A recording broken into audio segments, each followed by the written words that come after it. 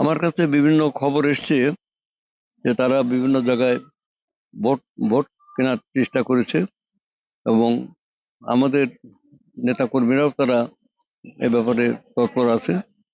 তবে সুনির্দিষ্ট কোনো তথ্য আমার কাছে নাই। আমি যেটা শুনছি যে এরকম ভাবে ভোট কেনার জন্য তারা চেষ্টা করছে।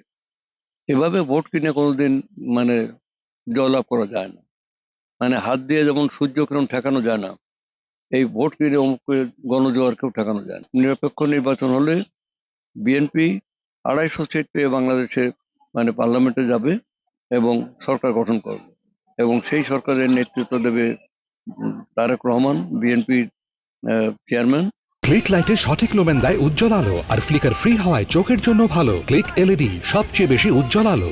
এবং তার এই নির্বাচনে চৌকস প্রার্থীদের নির্বাচন দেওয়া হয়েছে যাতে একটা ওয়ার্ল্ড ক্লাস পার্লামেন্ট এখানে হয় এবং এই পার্লামেন্টে বিএনপি বিপুল বিজয় অর্জন করবে এবং একটা ওয়ার্ল্ড ক্লাস মন্ত্রিসভা এখানে গঠিত হবে। তারেক রহমানের নেতৃত্বে তিনি প্রধানমন্ত্রী হবেন।